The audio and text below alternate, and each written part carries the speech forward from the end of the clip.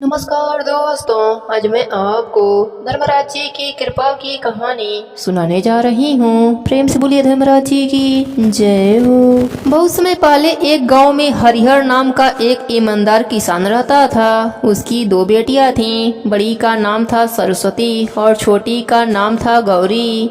किसान ने अपनी सामर्थ्य के अनुसार दोनों बेटियों की परवरिश की और उन्हें अच्छे संस्कार दिए। समय बीतता गया और दोनों बेटियां विवाह योग्य हो गईं। सौभाग्यवश बड़ी बेटी सरस्वती का विवाह एक बड़े व्यापारी के घर में हो गया। उस घर में धन दौलत की कोई कमी न थी। वहीं दूसरी ओर छोटी बेटी गौरी का विवाह एक साधारण किसान के घर हुआ जो खुद मेहनत करके पेट पालता था। सरस्वती जब शहरी वातावरण में ऐश्वर्य में रहने लगी थी, उसके पास नौकर चाकर, सुंदर वस्त्र और हर सुख सुविधा थी, लेकिन इसके साथ साथ उसमें धीरे धीरे अहंकार भी आ गया। वहीं गौरी अपने पति के साथ दिन रात खेतों में काम करती। उसके पास भरपेट भोजन भी मुश्किल से होती थी, परंतु उसका दिल साफ और श्रद्धापूर्ण था। वह प्रतिदिन सुबह धर्मराज जी का पूजा करती, धर्मराज जी के कहने का नित्य नियम निभाती और अपने भाग्य को स्वीकार करते हुए प्रभु पर विश्वास रखती। कुछ वर्षों के बाद एक दिन सरस्वती के मन में विचार आया कि क्यों न अपने बहन को बुलाकर उसके हाल चाल पूछें। उसने संदेशा भिजवाया। गौरी खुशी खुशी अपने बहन के घर पहुंची। वह साधारण वस्त्रों में थके कदमों से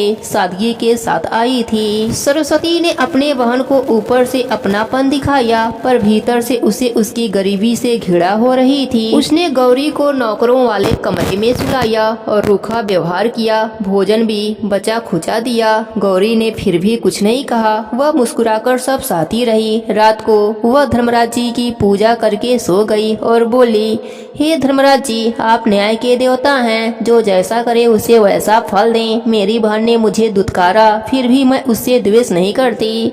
बस उसे सद्बुद्धि दीजिए। उसी रात सरस्वती के सपने में एक तेज प्रकाश हुआ। धर्मराज जी स्वयं प्रकट हुए। उनके नेत्र अग्नि जैसे तेजस्वी और स्वर गंभीर था। उन्होंने कहा, हे सरस्वती, तूने अपने ही बहन को अपमानित किया। यह अधर्म है। तू ऐश्वर्य में चूर होकर दीन को तुच्छ समझने लगी है। तो यह मत भूल कि जो धन है वह भी ईश्वर की ही देन है। धर्मराज जी की बारी सुनकर सरस्वती घबरा गई। वह नींद से जागी, लेकिन मन भय से कांप रहा था। सुबह उठकर उसने अपने बहन से क्षमा मांगी, लेकिन गौरी ने उसे पहले ही क्षमा कर दिया था। गौरी जब अपने गांव लौटी तो रास्ते में उसे एक साधु मिले।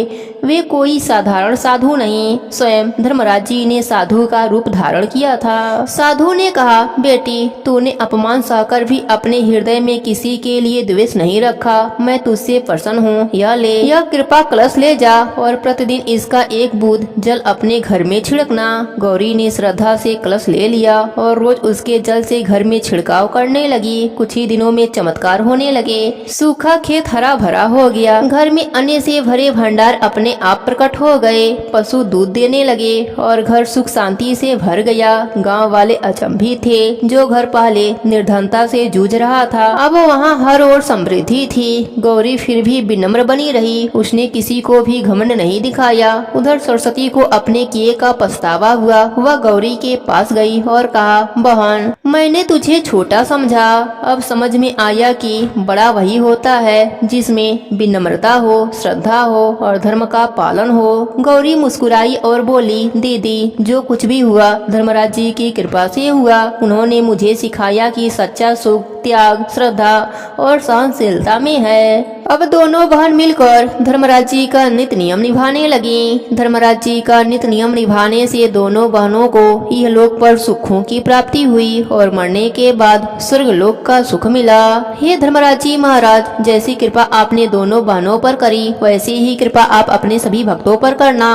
कहानी अधूरी हो तो पूरी करना, पूरी हो तो मान रखना, सबके नित्य नियम को पूर्ण करना। प्रेम से बोली धर्मराज जी की जय हो।